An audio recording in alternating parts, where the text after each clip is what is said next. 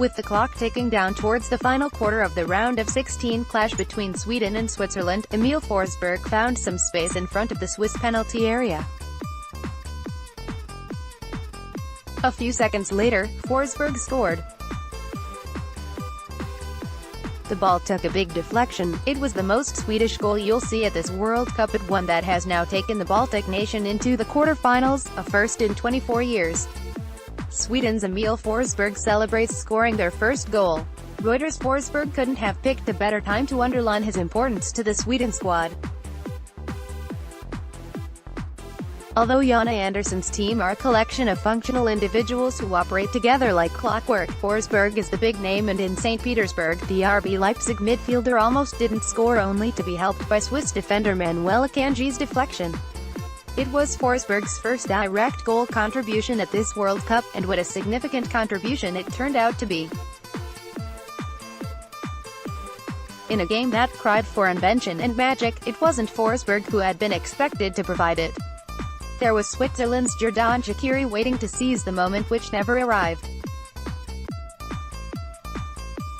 The Swedes expertly cancelled out anything that their opponents threw at them, controlling the pace of the game and making it difficult for Switzerland to build attacks of any cohesion. Stifling starman Shaqiri was the priority, and here too, Forsberg did his bit, ensuring the Stoke City man was never found with the ball in dangerous pockets of space. Forsberg, stationed in his natural left midfield position, provided the perfect cover shadow for Shaqiri. Switzerland, whose build-up play oftentimes sees their centre-back advancing with the ball to pass it to Shaqiri in the right channel further forward to advance play, failed to do so on this occasion. While a lot of that could be attributed to the absence of regular right-back Stefan Lichtsteiner, Forsberg and left-back Ludwig Augustinsson were unrelenting in not affording spaces to their opponents, particularly Shaqiri, on their side. As a result, Shaqiri was forced to move into central areas where it became increasingly difficult for Switzerland to break Sweden's central block. Of course, it was all part of Sweden's plan. As Andersson explained after the match, Forsberg, is one of several players who is there to create decisive actions, and he's doing really well. He has developed, and, in every part of his game, he contributes in so many ways. The RB Leipzig midfielder is just another cog, a vital cog nonetheless, in the well-oiled Blackguard machine, both in attack and in defense.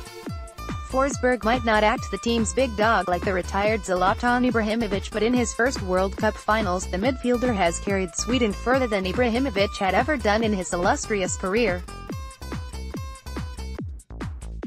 Switzerland's wide focus fails them against Sweden. Switzerland attempted the second highest number of crosses, 39, in a single match at this World Cup. That was a departure from their usual, aggressive brand of football.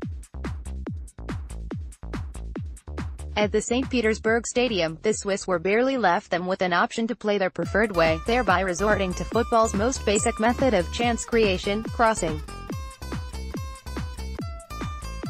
Vladimir Petkovic likes his team to press the opposition high up the pitch. Switzerland were among the top 3 teams in the group stage in terms of regaining possession in the attacking third. On Tuesday, however, they weren't left with much of a choice. Sweden decided to forego playing in their own defensive third to neutralize the Swiss press. Switzerland had nothing to press since the Swedes rarely kept the ball near their end of the goal. Andersson's men instead went long in build-up play, a ploy that proved highly effective with their 2 big center forwards and forced Switzerland to attack from wide areas through crosses.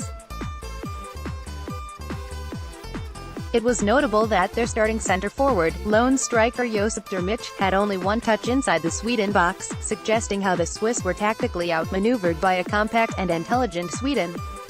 Sweden will now face England in the quarter-finals as another battle of contrasting styles awaits.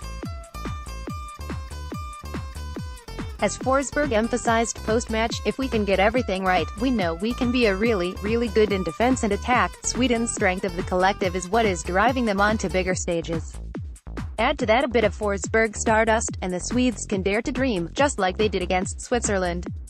Click here for full coverage of FIFA World Cup 2018. Click here to view the full schedule of FIFA World Cup 2018. Updated date, July 4, 2018, 11:21 a.m.